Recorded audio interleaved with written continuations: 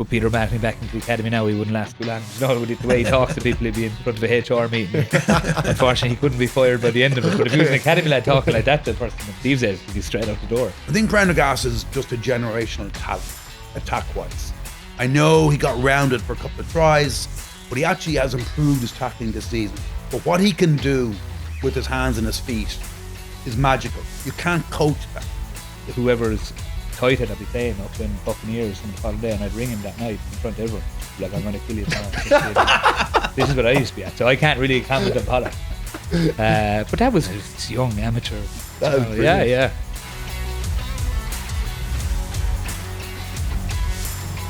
Dave, we're back. The first episode of 2026. Good Christmas, good New Year. Great Christmas, great New Year, but great to be back. Absolutely. How was the mother's prawn cocktail? You were bigging it up before we left. Did it live up to expectations? I'm very harsh on her, but I know she very much delivered. It was the first time I got home now since I moved up, so she made me feel right at home. Great to be home for the 2 weeks. Well, we have another guest here in the hot seat. I'll let you intro him. Give him the plaudits he deserves. This man needs no introduction. Recent coffee friend of mine, Mr. Magpie, but dedicated his life to Irish rugby and provincial rugby all across the world. Writing for the Irish Times for years, done books, done commentating against the Head. Needs no introduction. Gerry Thornley, one of the most honest, insightful media people that's ever been in the country. So it's great to have us. That's very kind of you, Killer. Thank you very much for having me on. Absolutely, Gerry. Welcome. Yes.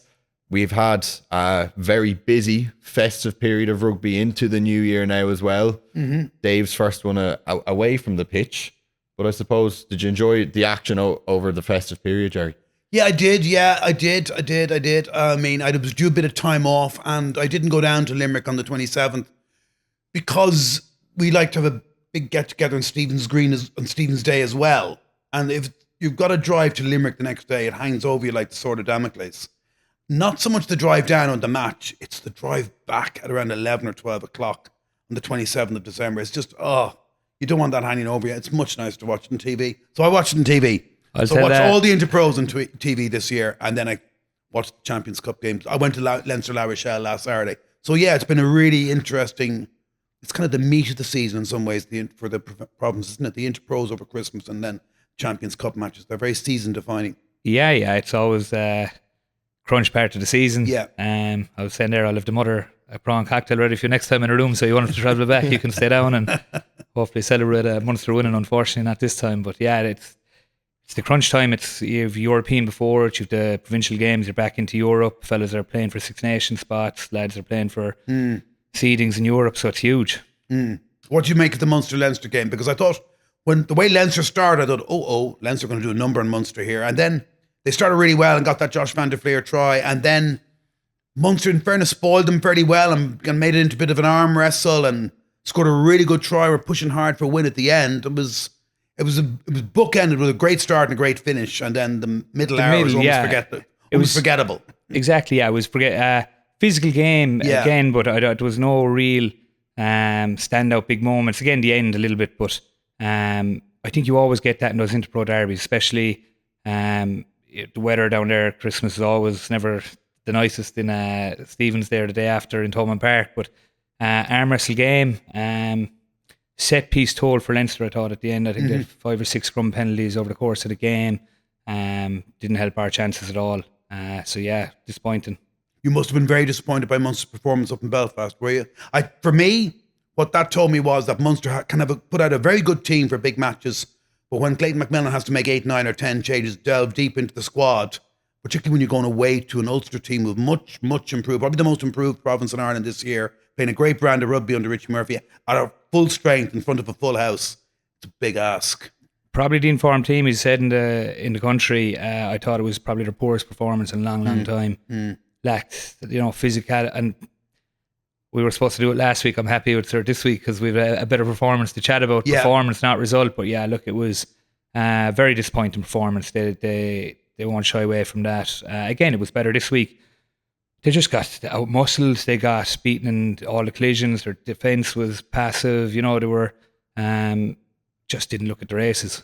No, it was a really good Christmas for Leinster and Ulster. and a pretty awful one from Munster and Connacht, basically. Like Leinster, to get revenge for Croke Park, you always thought they might. That must have stuck in their craw, that Croke Park defeat. They travelled with a very strong side down there. They were up from, you could see from the start. And then they did a pretty good number, I thought, in Connacht. I thought the Leinster performance at home to Connacht was a little bit of a turning point for me in the season. There was a moment about 3 minutes in, lads, when James Gibson Park is shaping to do another box kick. And you see his head turn, and he gets a call from Sam Prendergast. And he switches his body around, passes it out, and Prendergast sweeps around behind Conan. They move the ball to the edge. They get a penalty. Gibson Park's there, as he always is. Bang, quick tap. Great support line from Frawley. Recycle, bang, bang, bang, wide right. It was a Dan Sheehan scored in the right-hand corner in the 4th minute, going, oh, this is different, Leinster. This is a pleasant change. Yeah, yeah. And they've carried it on for the last 2 games. And an emergency beat like that JJ Kenny, the few great finds. Talent, isn't he? Tommy O'Brien, they've real pace on the wings now. We're saying on the way in, you know, no disrespect to Lowy and them, you know, they offer something different physically, but you look at that Leinster team now and they're like, you know, if they get the ball with, there's a line break, anything, they're on, like, you know, it's trouble, there's try, there's line breaks, so it's, they're definitely after finding something there anyway to do that. Yeah, with Tommy O'Brien in the mix, they can now score tries from halfway, which before they wouldn't necessarily have been able to do so readily. Tommy O'Brien and JJ Kenny give them just... They don't have to go through the phases. Yep. Which in the modern game is becoming more and harder to do, to go through the phases. And it was interesting as well last weekend that they really were sharp off transition. So Leinster have had to adapt their game the new way. It's almost impossible to get multi-phase tries now. And that would have been a Leinster stroke Ireland forte. Yeah. So now they're scoring off transition, they're scoring off launch plays or whatever, or from distance. And they just had to develop a few new arrows in their quiver and a bit of injection of pace. Nothing like killers. Never been an awful lot of pace in Irish rugby. No, you look at South African teams, they have it. You know, they can, obviously they have their set piece and everything, but all of a sudden you get a breaking ball and, you know, one of those wingers, they're gone at their half the field line break or try, and you have it now with 2 lads, they're scoring tries from anywhere. So it's good to see. It's good for Irish rugby, not as good for Munster rugby. But are we yet to see the best of Leinster yet? Probably a different start to the campaign as we've seen it in recent campaigns, but slowly improving for Leo Cullen. I always thought this was going to be a really difficult season for Leinster. Like with every Leinster player that was called up in the Lions tour, I'm going, wow, that's great as a tick in the box for the Leinster organisation. But when you've got 14 Lions and you're the bulk suppliers, there's a price to pay the next season. And it's always happened. It's happened to Saracens in the past. It's happened to Wales in the past. And it was always likely to happen to Leinster stroke Ireland. You look at all the players who are down injured, and how many of them are Lions players. And effectively their season didn't start till December. That was when a load of their players, their big players like Joe McCarthy, Jack Conan, Caelan Doris, I think they played their first game in December. Maybe 1 or 2 of them played in the Croke Park game, but they were well outplayed by Tadhg Byrne and Munster. But effectively their season didn't start in December. So I always thought theirs was going to be a bit of a slow burner. I couldn't understand why more people didn't make allowance for this, because in my experience, Lions tours take a lot out of players, and particularly the bulk suppliers. So it's no surprise to me that their season started off the way it did. They didn't look prepared at all for that South African trip. It's kind of distorted their season a little bit, because normally they finished in South Africa. So they started off in South Africa, lost, was it 3 of their first 4, and they've now won 8 in a row, 6 of them with bonus points. Now, that's probably a little bit misleading that so many of them have hard-fought wins, but they're finding a way. And I tell you what, for them to win 8 in a row, for them to beat Munster in the 27th of December in Thomond Park, and for them to come out of that Titanic battle, that was the match of the season. I stayed at home, didn't go to Toulon. I went to that game because Leinster La Rochelle. There's something about this rivalry. It's Ali versus Fraser. They take one look at each other. They just don't like each other. This is their 7th meeting in 6 seasons. They just bring out the best in each other. Rog had a magnificent game plan. It was very different La Rochelle than we'd seen before against Leinster. They went to the power game. They couldn't really get it going. And what they did to Leinster was largely through their offloading, their coast to coast, they're finding gaps or getting around the edge of the blitz defence. And really, La Rochelle should have won. They butchered at least 3 tries, 1 open goal from 5 yards out when Reda Wardy gets in the way of Antoine Astoy and knocks the ball on. I've seen the video review with Rog on Monday morning, was something else. Yeah. Oh, could you imagine it? Because they played brilliantly. Probably they'd played a week before against Toulon and won 16-0, and there was loads of offloading and jouet. And you thought, well, it's only the Toulon Espoirs. That's just, you can't really take any notice of that. But clearly, he was trying out the game plan for Leinster against Toulon. And by rights, it should have worked. But fair play to Leinster, they found a way. No, I totally agree with you. And I agree with you with the lads coming back from Lions tour. It's disjointed, you've injuries, but then I suppose on the positive side, I think Leinster's season, and he's become the enforcer for him. Someone like a Joe McCarthy goes on a tour, look at the confidence he gets. He's out injured, they're probably not as performing as they could be. He comes back. He adds that bulk, he adds the scrum, he maul, and then what he's doing around the park, he's for me, he's just been sensational since he's been back. Yeah, he has been. He's just, we don't produce beasts like that very much, do we? I'd have a dream that maybe one day him and a dog will be in the second row together. That'd be something. I think a lot of people, look at Eddie had a very good first half, I thought, the weekend. Yeah, he did, yeah. But you're right about McCarthy and Paddy. The two of them together in a Leinster pack, stroke Irish pack. It's different gravy. It's an awful shame Paddy got injured in that match. Really is. Massively, yeah. Coming up, especially the Six Nations could have been huge for him, yeah. Jack Boyle as well now is out. It looks like Ports is out for the Six Nations for the start out by the looks of it. I think Jack Boyle will be back, but that's a blow to lose. It's so unlucky for Paddy McCarthy. I know. What a season he was having. You just hope Joe stays fit now because, Leinster and Ireland, we're going to need him for the big time for the rest of the season. And think as well, like at the weekend, they did that without their first two choice loose heads early in the second half, their first two choice tight heads, without R.G. Snyman, Ryan Baird, and there's no other... Who's been brilliant. And there's no other athlete quite like Ryan Baird in Irish rugby. There's no like-for-like replacement. Yeah. There's probably Tyke Byrne will go to 6 in Paris. We'll see. Who else are they missing? They're missing Gary Ringrose at the weekend, probably their defensive leader. James Lowe, okay, that's offset by JJ Kenny. But I calculated they're down about 10 of their first choice 23 for that match.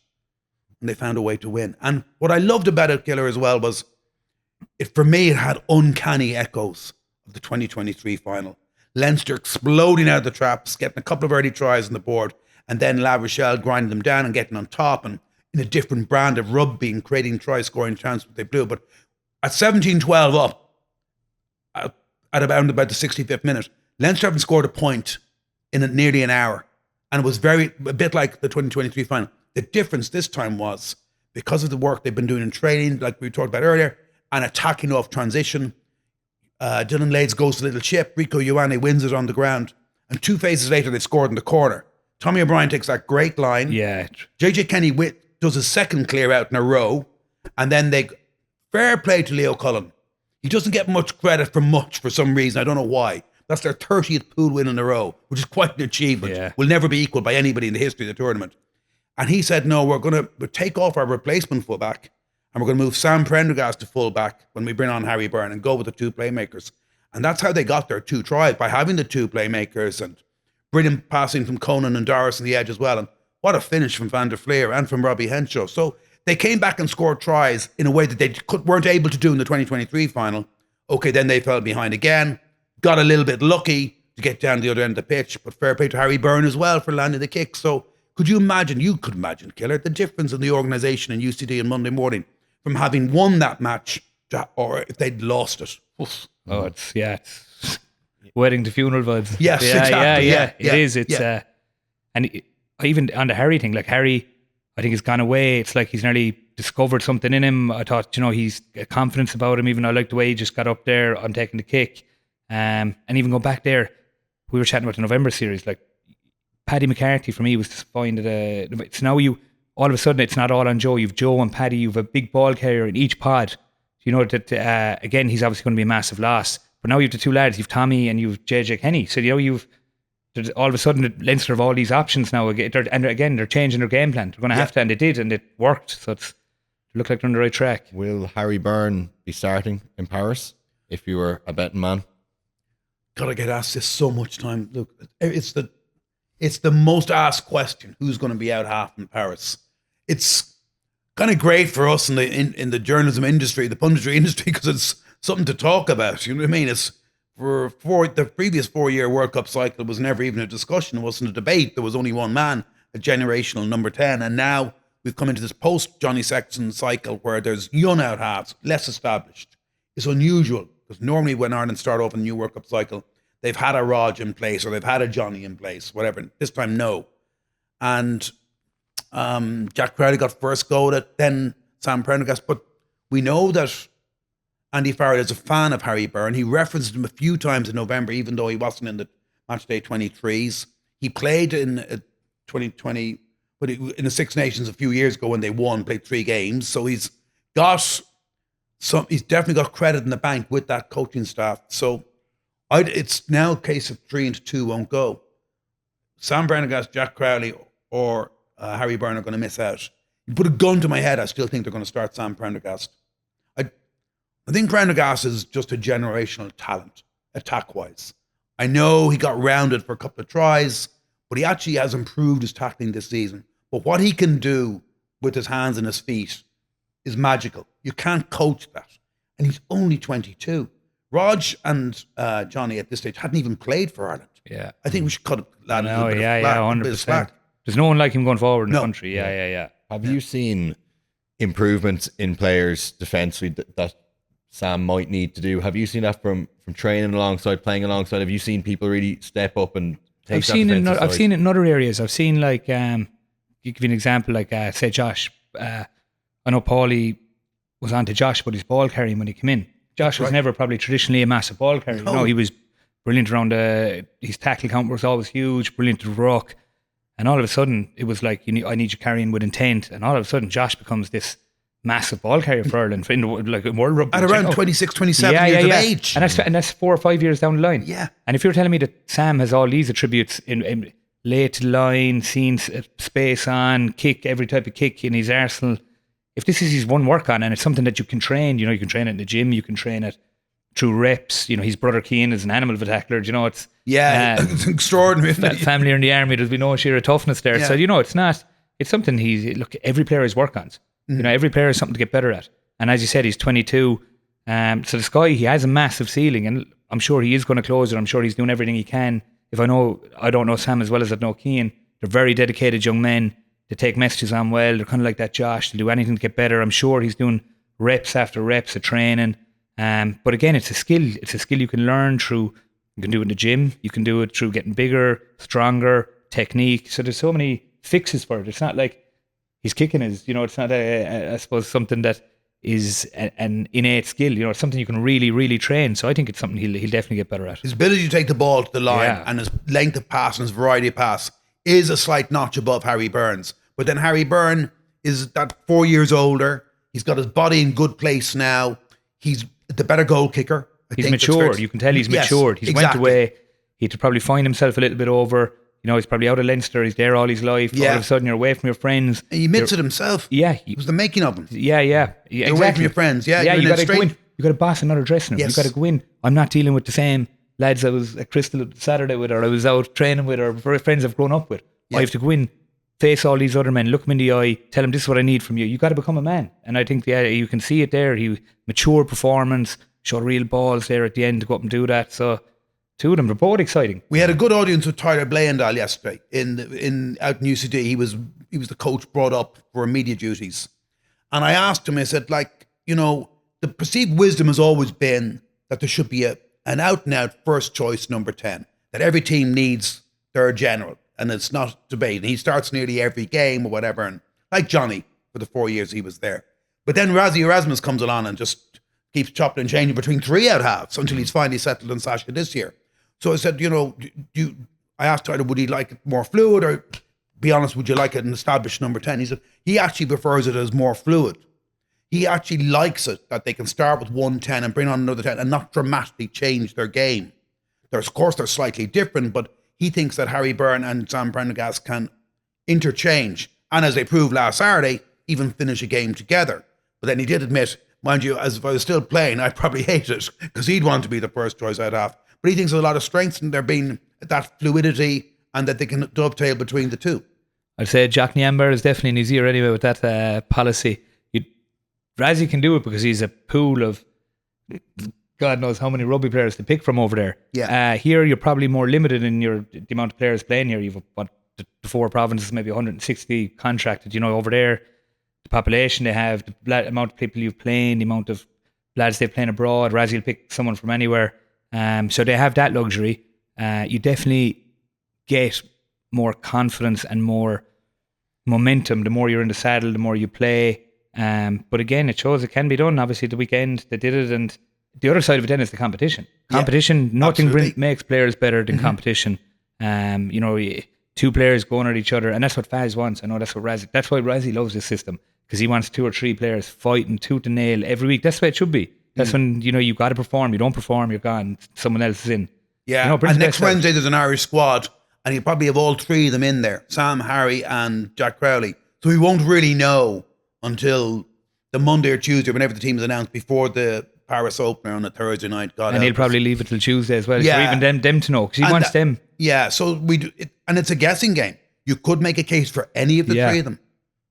How do you think Jack Crowley's been going this season? And I'd be concerned for him a little bit that he might not even make the 23. It's possible. I think Jack has unfortunately been a victim. Probably Munster's performance has been up and down. Yeah. It's hard when you're 10, I suppose, coming on. That performance, up in Ulster. I know Jack hasn't been playing in all them games, but playing in front of a pack going forward, set piece good, is always an easier game than, your scrum under pressure down in Thomond Park. You're getting back football. So from that point of view, Harry and Sam probably have it easier than him. But you look, yes. Jack will agree. Just consistency for Jack, I think, is the big thing with him. Because Jack has all the ability as well. Jack is, he's... it's just consistency, I think, of backing up performance, and he'll be the first to admit it. Look, it's every player is the same, but again, if your team isn't consistently playing well, it's very hard for the 10 to be consistently playing well. Yeah. We briefly mentioned the injury trouble at Loosehead. Andy Farrell's not been leaving any voicemails just yet for you, has he, Killer? I'm settling into my life up here now. I have my coffees with Gerry and Mr. Magpie on my break in work, so if the price is right, you never know, I might go back. No, look, it's unfortunate. As you said, I feel very unfortunate for Paddy, because I just think, that's the nature of it. It always happens nearly when he's just exploded on the scene. Great November series, some great performance with Leinster, and then this knock. But then, you've Mike Milner down at Munster. You've, as you said, hopefully Jack Boyle is back and fit and playing. So other lads are there. Jack would have been fuming that. Jack would have been the next. It looked like the rest of us would have been in line, and all of a sudden Faz pulls in Paddy, and that's how I think Faz spots those diamonds, Yes, he does. He's very good at it. He's got a history of it. A history of it that no one really saw, all of a sudden he's in. Mac Hansen, 5 games for Connacht, into the squad. Joe McCarthy into the squad almost before the Leinster squad. James Gibson Park, when he was number 2 to Luke McGrath, into the Irish squad. He's just got an eye for it. An eye for it, yeah, exactly. So, look, it's a test for the other lads. Unfortunate for Paddy, but yeah, hopefully So, if the other, presuming Ports is out, sadly, and Paddy McCarthy's out, sadly, you're probably down to Jack Boyle starting, aren't you? And then maybe Michael Milne or Jeremy Lockman on the bench. Yeah. Are there any other feasible options? People have mentioned to me maybe Tom O'Toole being reconverted to a loosehead. That's a very hard thing to do, Killer, isn't it? I don't think. I think this idea of switching him in between both, I don't think it's good for him anyway. And it wasn't good for Finlay Bealham. Do you remember the time they tried it for him? Yeah. And then all of a sudden you leave him there. Yeah. And same with Ports. But then it worked out for Ports, but switching lads, it's a completely different position. You've a different task and ask on your body. Your whole game is different. Even physically, you have to put on weight, you have to put on size. It changes how you get around the park. It changes your fitness for the games, your positioning in lineouts. It changes everything. And that's not even going to the scrum now. That's not going to having 2 men on you versus 1, managing your angle and loose head. So I think moving them around is not the answer. I think you nailed it there with those lads. I think that's who it's going to be between. Yeah, and the hooking department is good at the moment. Like Sheen's playing well. Tom Stewart, I think, has been playing well. Outstanding. Yeah, I have to give outstanding. Yeah. And looks like a test match animal. Yeah. Again, big, robust. Exactly. Yeah. Getting tries. Impactful, scoring tries. Yeah. He's on form. Looks hungry. He'll definitely be thereabouts. And he kind of came on the scene. A couple of injuries, setbacks. All of a sudden, though, we just chatted there. Ulster flying it. Yeah. And he's one of the reasons why. He's one of the reasons. And you're on that Bryn Ward. I really like to look at him as well. Yeah. 180 very dynamic. kilos. Yeah, young, big leg drive. Then you've obviously Brian Gleeson and Ruan Quinn and a few of these John Hodnett and Alex Candela have big injuries now as well, unfortunately. It looks like they'll be out for a while as well. But again, that's time for, let's get a good look now at Brian Gleeson. Let's get a good look at Ruan Quinn. You know, these lads that are thereabouts. Now, Six Nations could be a bit early for some of them. Brian Gleeson could be a surprise yet, not in the squad. And on the tight head side, Tyke Furlong's back this week. Fair play to Thomas Clarkson. That was a good 80-minute shift he put in, wasn't it? Another fellow who's been playing brilliant, I think, consistently. Yeah. Explosive as well in the carry, not just locking out scrums.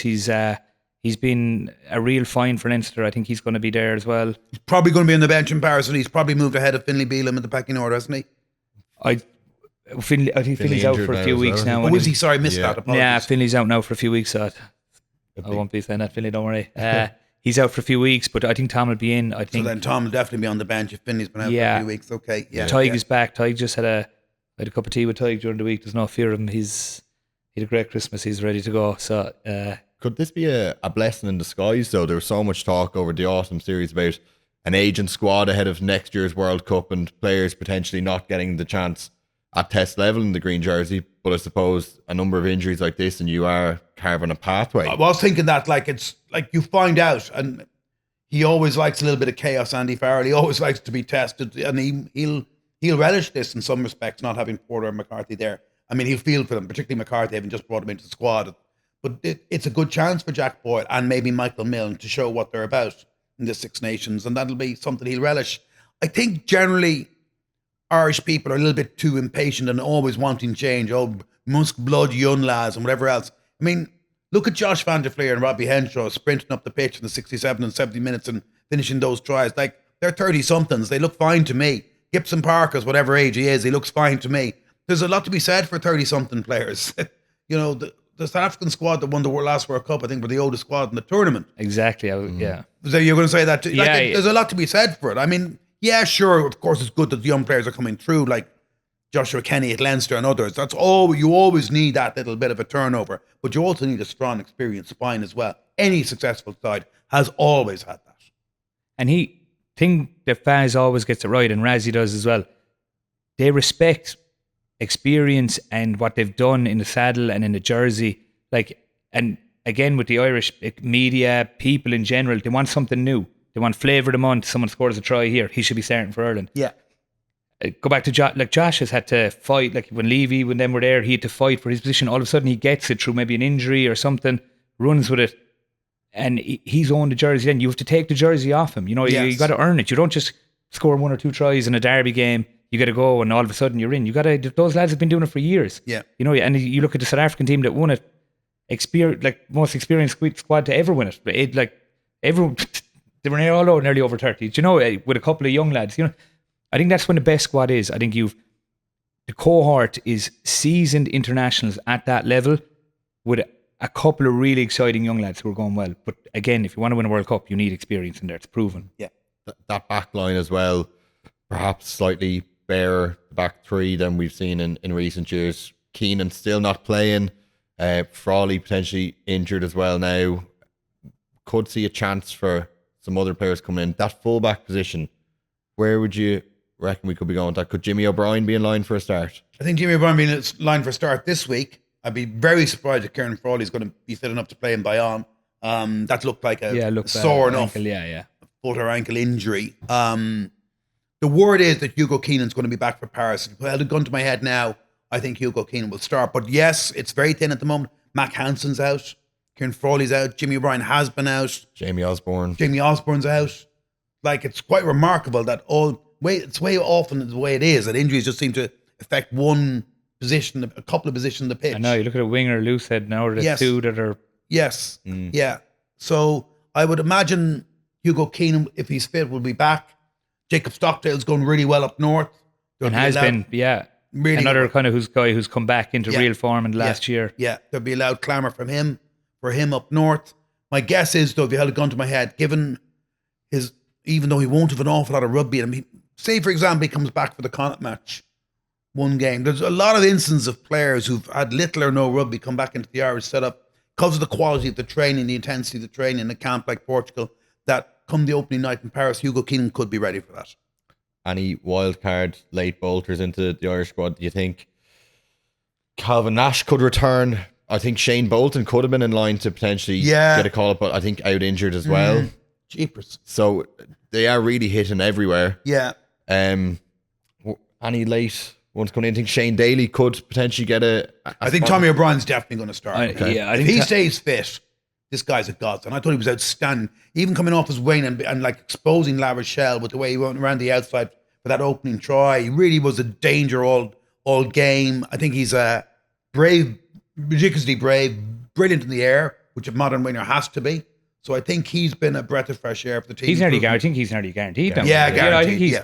I think someone like a JJ Kenny, I think what Faz will like about him is just that sevens pace, that just all out pace. I think it's something different. I think it'll be in the extended squad. I don't know, is he going to, I'm sure he might get a match day 23, maybe Italy some game, he might get running, but I think he could be in it. Eddie Udogbu, I think they want to see him. They do, don't they? They're pushing him. They picked Udogbu and Gleeson for the November squad to come out to Chicago, and both got injured in the Croke Park win. And Udogbu hadn't been seen in nearly a year, over a year, wasn't it? Almost 2 years, like long time. And that's how much they want him in the mix. You're looking at France, England. I know Paulie and John Fogarty will be looking at. They want weight in the scrum and the maul. I know they're looking at that in Eddie Udogbu, an Irish type of RG Snyman that adds that 130 odd kilos. Just naturally a bigger man than we generally produce. I think they want to get him to that level. I think they'd like to see him play again now this week. They've got 70 minutes maybe. Get real good game time into him. He'll be another one I think that they've earmarked anyway. Yeah. Gerry, we might move on to a bit of your story. I think for a lot of Irish rugby fans, for yourself, Dave, as well, it feels like Gerry Thornley's always been writing with the Irish Times, but there was a start for you as well. Do you remember how you got in there? Was it always rugby? Was that always your dream sport? Well, there was a few sports. I mean, from the word go, I wrote about rugby, and I also wrote about soccer or football. And I always used to love covering tennis as well. I used to go over to women, cover that a fair bit as well. So yeah, I would have done a lot of rugby and League of Ireland soccer. AIL and League of Ireland were how I cut my teeth in the 80s. Do you remember your first time coming across a young Dave Kilcoyne coming through the Munster ranks? Don't think there was a loose shortage. Killer, my first memories of Killer more meeting him off the pitch than seeing him on it. I think we met in Argentina at a pub one time. Right, we're here for all of these stories. Yeah. I'll have a gin and Thornley, please. I got to know Killer socially quite well early on in his career. Those were different days, though. Like, journalists and players mixed and mingled a lot more. There's much more of a gap between us now. They were great days, weren't they? They were grand. There was no camera phone. No, it was cool. It was great. It was just, we said this, we had other lads on, and it was just, I think we rode the perfect time. It was professional, but it hasn't got to the level where it was now. It was still a little bit of that amateur ethos with that professionalism really, really, the provinces were doing really well, Ireland were starting to do really well, and it's over the last few years it's obviously morphed into what it is now, and that's, you weren't meeting with me towards the latter years. No. But like when Ireland nearly beat France in Gaddy's first game, when was that? 1997, 98 maybe, Six Nations? Cool. Yeah, I'd only just come in as rugby core. ChatGPT, Luke. I stayed in the same hotel as the team, and nobody batted an eyelid. Nobody was bothered. It was out in Versailles, and I remember Brian O'Brien would have been the manager, brought me into the team room, and Gaddy because there'd been a lot of negativity around Irish rugby in the 90s, and he'd just come in against this French team who were reigning Grand Slam champions.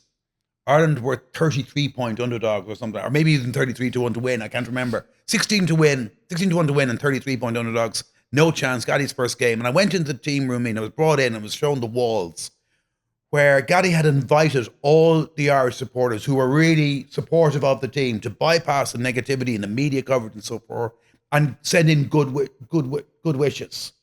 And it was a very New Zealand concept.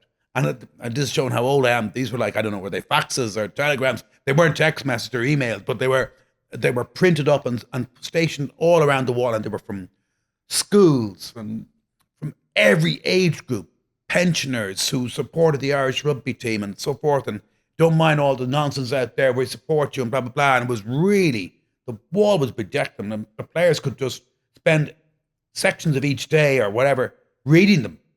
There were so many you couldn't. Powerful, yeah. It was very powerful. You couldn't read them. And I would never get anything remotely like that access now.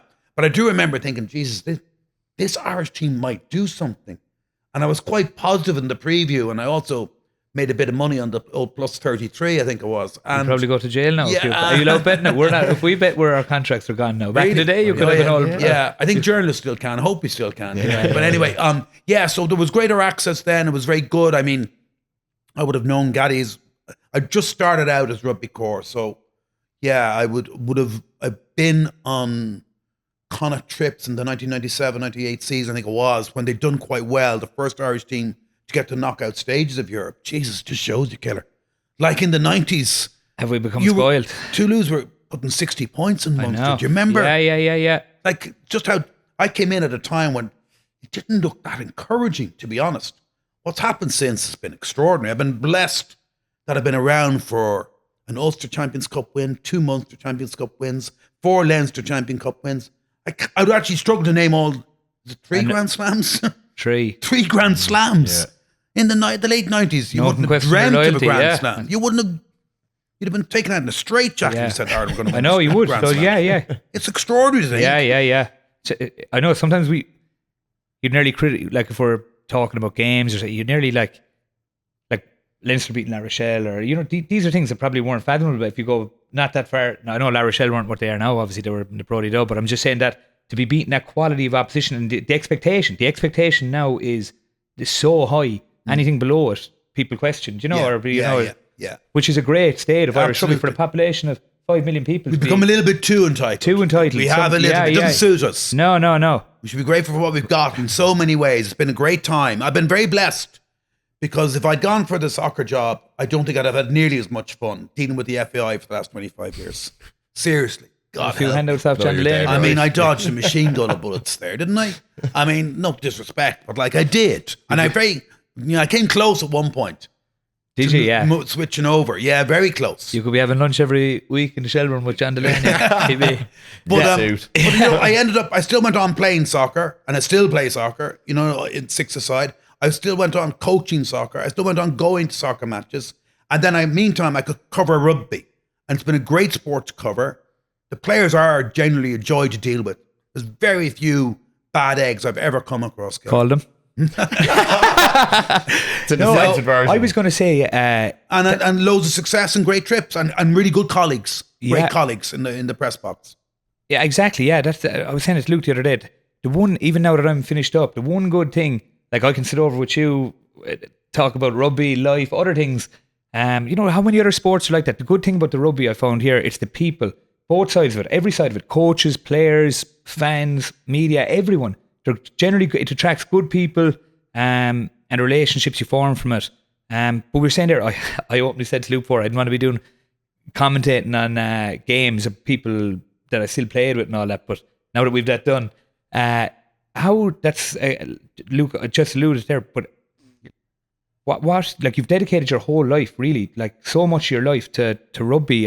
What was it actually that got you into the rugby? Was it just because you were there for the times where it was, as you said, to lose 60-0, or like what made you get into it, persevere with it? And obviously it's been incredibly great to you, and you were there for the great times, which is brilliant. But the first rugby match I ever went to would have been at a very young age.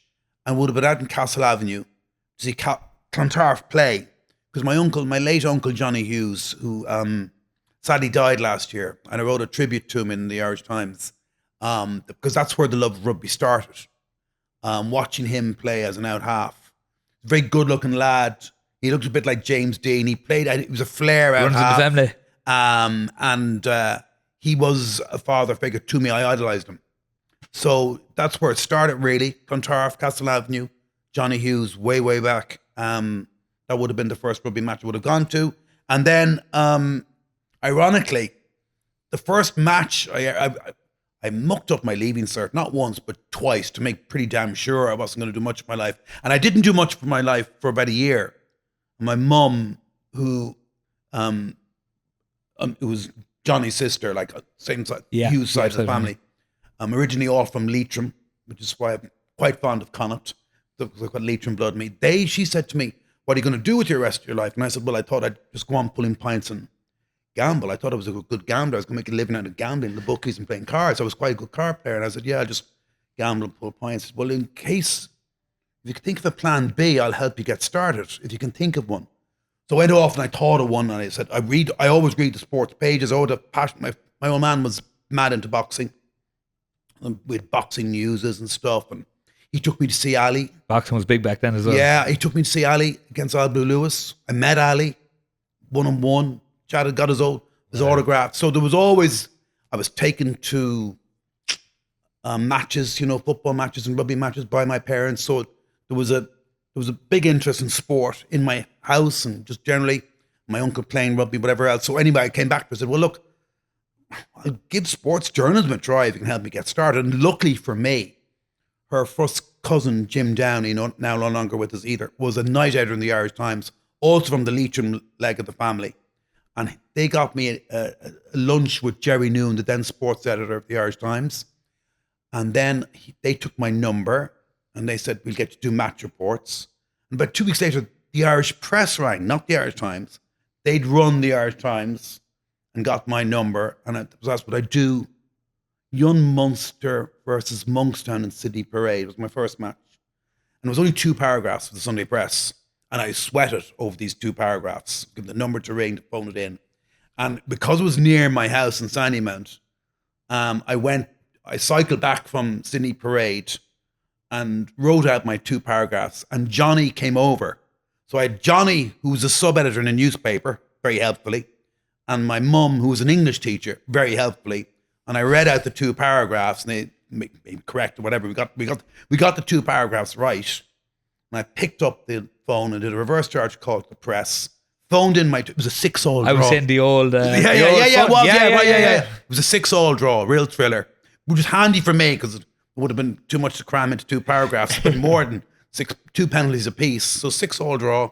Phoned in my 2 paragraphs. Saw the paper the next day, even though my name wasn't on it because you didn't have bylines in those days. Saw the 2 paragraphs and went, "Wow, I was just addicted." I've met it. This is it. Yeah, great addicted. feeling. Yeah. Now you've Luke here on ChatGPT and AI. And Yeah. New young lads. Yeah.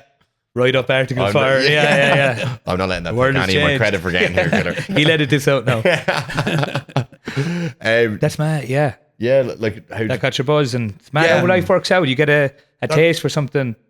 When you were talking about there the boxing, I remember listening to the Mike Tyson fight with my father on a radio before. That just shows you that I know. Yeah, just shows you there wasn't the mad access there is now, to everything. If it's not on TV, No. it doesn't happen. do you remember first tournament you were sent to, a World Cup, following the Irish team?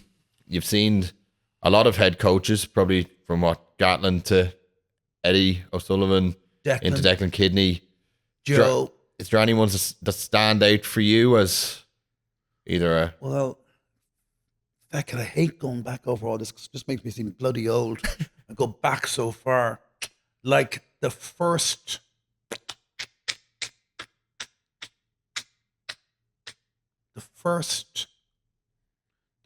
tournament I was sent to, I was number 2 to Ned Van Esbeck, the World Cup in 91. Was it 91? Must have been 90, Would have been 91. There's 99. 93? 93. Am I getting my Lions years? Am I? No, 91. no, you're right. It is 91. 91. Yeah, never a maths guy. The one that England lost to Australia in the final in Twickenham. I was sent to Wales to cover the group in Wales. And I was blessed.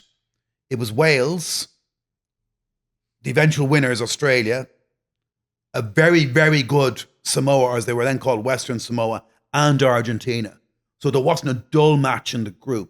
And it went all over Wales. I saw Samoa beat Wales in Cardiff Arms Park, the old Cardiff Arms Park, or what's now the Millennium Stadium, 16-9 or whatever it was. They had they'd Frank Bunce in midfield. They had Apollo Perellini in the back row, and they had an out half who played club rugby in Ireland.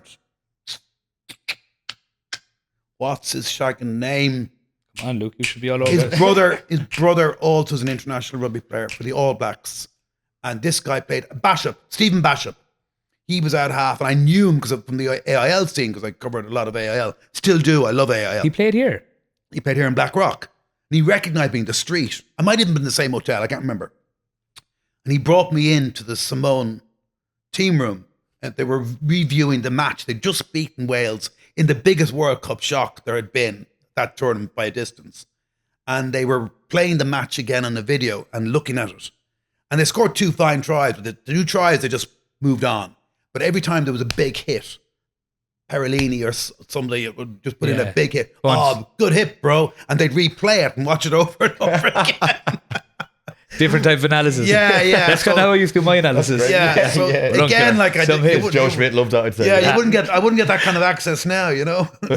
Jeez. Yeah, it was good. It was revealing. But that was a great tournament, just to be sent to Wales for however number of weeks and cover 6 cracking matches, and also see the beginnings of the Australian team that would go on to win the World Cup. Great way to see the world as well. You got to Jesus. When you think of it, like we look back at them things. Yeah, we've got to go all over the world. Meeting in Argentina, you know, you get to these places that you never get to. No. That's like rugby's rugby, but obviously it's serious it is. But when you look back at it, we got to travel the world. You got to be with people, doing what you love. It really did live, like you lived a dream. I lived a dream. It really was. It's when you look back. Now it's quite taxing and demanding. Yeah, of course. You know, being sent away on 7-week trips for Lions tours or World Cups. I'd be more into World Cups than Lions tours, to be honest. And I tend to get quite down before the trips. They kind of loom on me, and I get a bit depressed thinking about the long haul fights and being away from home for so long. But then once you get there, I've always been very lucky that some of my best friends in the world have been my colleagues or comrades. It's a funny thing. We're rivals, but we travel over the world together. We get to know each other. We have to socialize together. We get on. I get on really well with. I've always have done with a lot of them. And I remember it was only before the last Lions tour, Rory O'Connor said to me in the end, he said, "You're always complaining about these trips, and you'll have a great time. You know that, don't you?" I know I won't. And sure enough, Australia's a great country. How could you not like being in Adelaide, and Sydney, and Melbourne, and Brisbane, whatever? And at the end of the tour, I said, "You're right, Rod. You're right. I had a great time. It was a wonderful tour." I know, it is great. And same, even with the players. So my best friends are lads in my position as well, or they play with you, but travelling all over the world, you're with them 9 weeks in a hotel. Of course.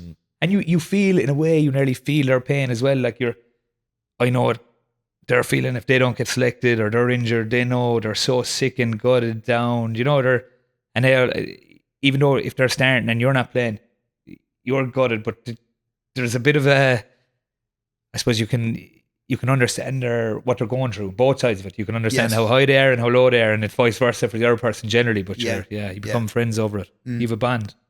You've come across so many characters in Irish rugby, so many players from different teams. Have you any personal favourites that you always loved to interview, that you always loved to see coming up for the press conference being put forward, that you knew you'd either get a good line out of or a good laugh out of? Was there any ones that spring to mind straight away? There's a good few. Please don't say James Law. He heaves up the night before thinking of this stupid line, "Oh, good day, fellas," or just something to me and Jack Cohn would be like, "Oh, here he goes again." Now we're like, "Oh, he'd be lapping it up going out to the media." He's good though. He's very good value. He rehearses enough, but he's very good value and he talks great. You know Should what be I mean? in the West End. He went through a dodgy phase there for a while, like you guys Cool. again, and we're going, yeah, well, same for us, you know. We just because you had to do interview media twice in 1 week. No, not again. And went, yeah, well, you know, that's how we feel too, you know. There's a few. There's a good few. And you see, I'm gonna cycle home now after this. And think, damn, I never mentioned him. So I do like. I got on very, very, very, very well with Rob Henderson. I'm not gonna lie. He would invite me into card games and stuff with the players and stuff, and I and the Claw and that old school of great fellas, Golov and stuff. I got on very well with them. It was a different time. We play cards, drink beer, whatever, and there was nobody minded me being there. I remember interviewing Hendo, and I've told this story before. I interviewed Hendo in the Lions tour. Which one did Hendo play all 3 tests with Drickle? 01. 03. No. 01. 01 it would be, 01, yeah. 01. Yes, 01.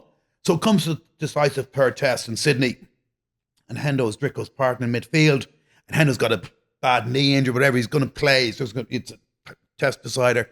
Just shows you how different it was in those days. I don't remember if there was even a press officer I had to go through. I think Alex Brune was the press officer. Maybe I did ask him, but there was no big deal about getting one-on-ones. One-on-ones you can't get anymore, which is, I really don't like that. I don't see why we can't talk to players more. It annoys me. And get the proper life story. Exactly. People that actually want to hear. Connors are great. If you want a one-on-one with a Connacht player, you'll get one. Should no one read it? Well, F you. That's and everybody should be like them, I think. And I like going to Connacht for that reason. But anyway, I got this one-on-one with Hendo. And I went up to his room. I was up to his hotel room. Billy Stickland, the snapper, came up. Yeah, good friend Billy. of mine. Good friend Billy and Corky, I know, long ways back. And Billy's taking his photographs, whatever, and takes me aside. And I'm like, geez, am I ever going to get an interview when the Arches is finally finished? So then, when it comes time for the interview, Billy's still there, and Hendo has ordered room service, an omelette and chips. And the big omelette and big plate of chips arrive in the room, and he shares the chips around, he eats his omelette. And still the interview hasn't started. Jeez, am I ever going to interview this lad? He sits back up in the bed, leans across, gets his packet of cigarettes and his lighter. All's well in Shea Hendo. Right, let's start. Unbelievable. Geez, you just wouldn't. Not a chance of that. No. Unreal though. But in terms of coming up in front of it, is a press conference or a one-on-one, two of the absolute best are two of the most famous rivals of all time, Rog and Johnny Sexton. Like, I remember one day down in Musgrave Park, and Munster were training there, and then we're going to do media, and there was a good few, there was 10 or 12 of us there, and we said, the late great Pat Garrity, who served as press officer for both Leinster and Munster, and Pat said, we said, Pat, who have we got today? He said, oh, Rog. Rog. So I had two dictaphones. I make sure batteries in both. You put both up on the table because in case the batteries went dead in one of them, and because Rog was like 15 minutes of gold. I remember just ringing the office straight after and said, I want two pieces out of O'Gara because he's that good. And Rog always gave really good answers, still does. And Johnny Sexton always did as well. They were just a joy to interview both of them because they would listen to the question and they give the question due respect and they give it a thoughtful answer every time. He takes his time to pause. Yes, he always, does. And he thinks about he gives it, and it's exactly what he thinks. It's not given the generic. You're talking about Rog. Yeah. Johnny's the exact same. Yeah, easy. The exact same. It's funny. Johnny even seems a bit wittier since hanging up the boot. I think there was a couple for the Lions before the match in Argentina, and was even saying that he's going to be getting his Munster season ticket because of Rico Ioane coming to Leinster. I think he's even shown maybe a different side since hanging up the boots. Yeah, I think so. Yeah, maybe. Yeah, that was a good answer. Like he was going to buy a Munster season ticket. When Rico Ioane joined Leinster. Yeah, he's. We don't get enough of him. I'd like more of him. He's so good. He's great value. But he's so, people don't, like, people be to me, oh, geez, Johnny's real crook. Johnny's one of the best crack, on the bus. It's such nonsense. He's one of the funniest, crack merchants on the bus. He's one of the fellas driving it the whole time, drives jokes, drives everything, just real witty. He doesn't be pausing for his answers like he does in the interview, giving you. He's as dry as a bone. He's a funny lad. They both are. Then he's straight in and he's slagging everyone. Yeah, that's a big misconception there. No, it's a complete misconception of Johnny. This grumpy boy. You're a complete fraud, Johnny. We need you on the podcast. Let know what you're really like. No, he's great crack. Yeah, both great crack. Great man. Both of them, yeah. Yeah. I know you mentioned there about James Lowe rehearsing his lines before media duty. What was the feeling sort of like in the change room, or if you're in the team hotel and all, and someone does come out and say something a bit mad or does play up to the cameras a bit? Would you be given a bit of stick for that, or has there ever been times on the other side where you think people have let too much out to the media that caused a little bit behind the scenes? I don't think I can't actually. I think the rugby lads are very respectful. I don't think they're probably nearly too respectful. Sometimes I think the media don't get as much insight. Like we used to get, probably shouldn't be saying this, we used to get sheets with the RFU of like things to say and stuff. Media training, and it's so unauthentic. It's like rather than going out and, as you said there, Johnny Raj will think about it. They'll give you what they want. Raj once got into a bit of trouble. Do you remember when he was basically all he was saying was Irish players are as good as English players. The Premiership's overhyped. And he was right. Yeah. It's still overhyped. They've always overhyped it. And he came out and got a bit of slack over in England. I think He then went over and nailed a penalty from the halfway line to beat Leicester, didn't he, in Welford Road? But like, it hasn't done him any great harm.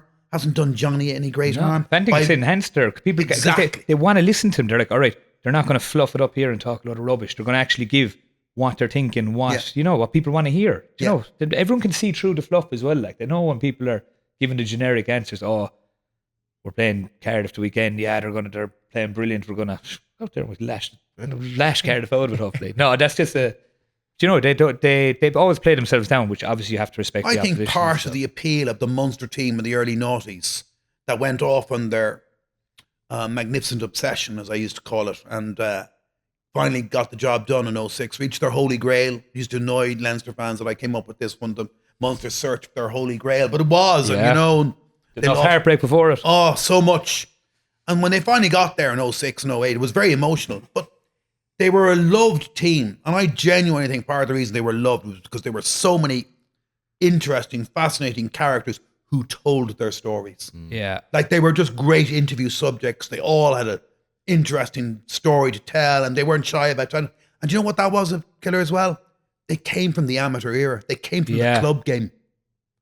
And that's why they were like that.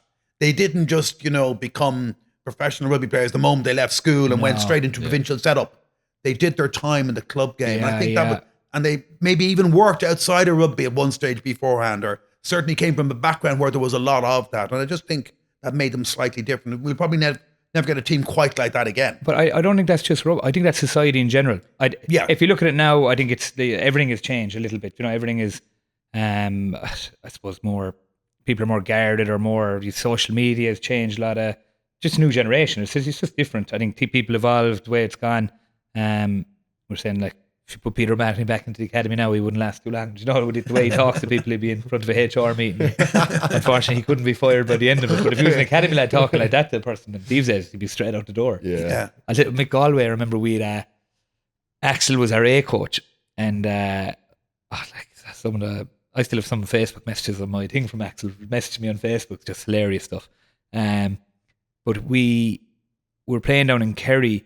We were playing the semi-final in, I think, Kirkaguina, down in Dingle, and Axel was the head coach, and we had a really good A team. It was that team with, like, Murray, Pete, Conway wasn't on it, Ronan Mahoney, Dave O'Callaghan. A lot of lads that went on and actually played. We ended up winning the B&I Cup, but Axel brought in, Golov was kind of just retired. He was down in Kerry. He wasn't anything to do with the team. So we're talking about 2008, 9, 10, somewhere I'd around say then? around 2009 or 10. Yeah. And I'd say, so we were in, I'll never forget it, this old dirty dressing room down. We're playing, the pitch was a complete slant going down now. I'm sure they've done it up since. They've actually been down there, they have done it up, but it was literally crazy pitch, went down. Axel normally comes in and gives the speech, and even then Axel had come from the professional era where they'd won, and there was like more, the pre-match games, what are we going to do, tactics, all that. Brings Golovin for a speech. Honestly, Braveheart wouldn't have got a look in with the speech. He went effing and blinding. We were playing a team from Scotland. He called him every name under the sun. He definitely a couple of points. You could smell a few points from it just straight out of the pub in the jacket. And he was like, and you? He'd be like, I think it was Mike Sherry, I need you to fucking lash it. He was getting all the names wrong, but it was brilliant. You could see the emotion and the passion he had in him. That's why people love Golov, because he was always able to tap into the emotion, the old people. He's kind of like probably what Roger or Johnny were.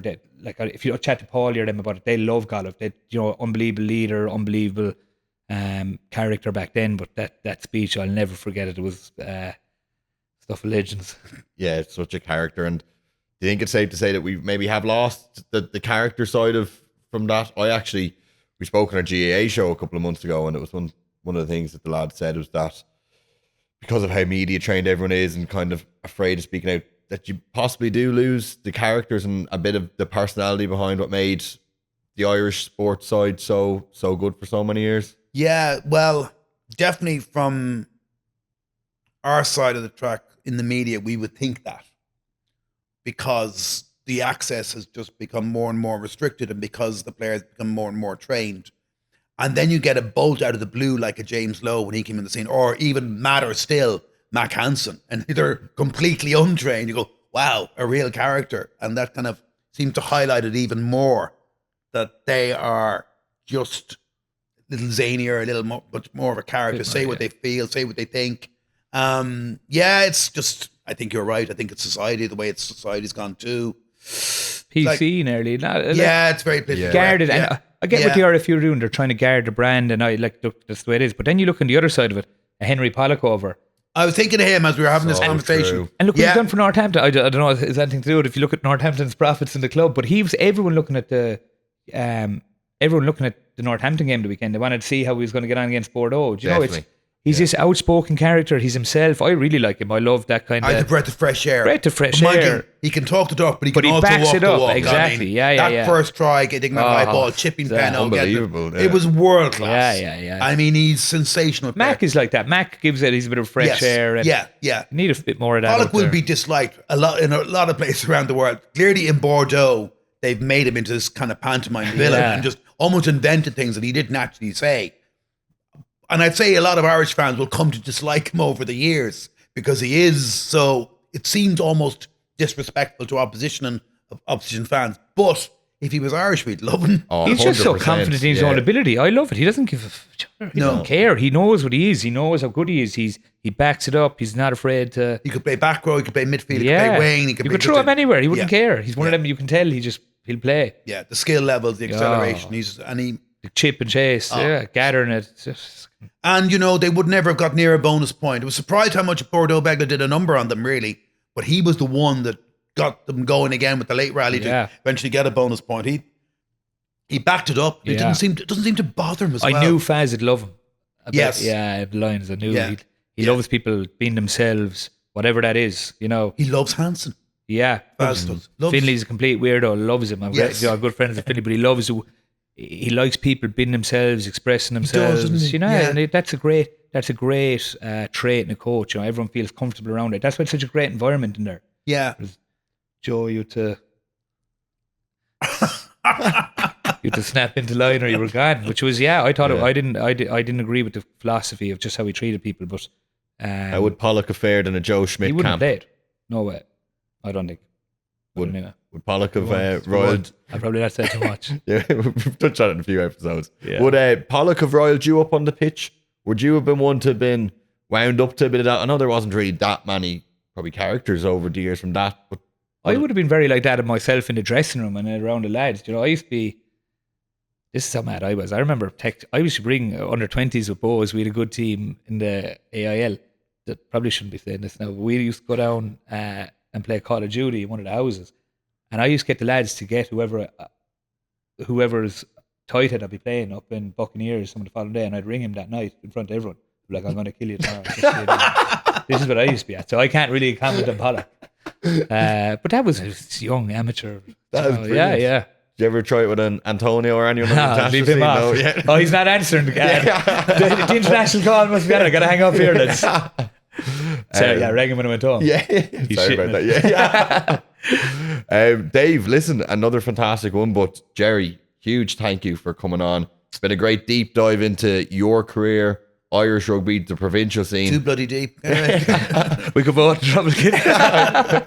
But Dave, what a pleasure. Back with a bang, aren't we? No, it's been brilliant, Ger. Always been massive fan of your work. Great man to have a chat with in general. Obviously your insights. You're going to say something other than chat. Yeah. We'll have a gin and tonic tomorrow. We go. There's the caption for the YouTube title there, yeah. No, it's a nice little setup you have here, very cozy. Have you saddled for that bike? We go down to the bridge. Yeah. No, thanks a million. Really appreciate it. It was great. And best of luck with everything. Pleasure. Enjoyed it. Thank you.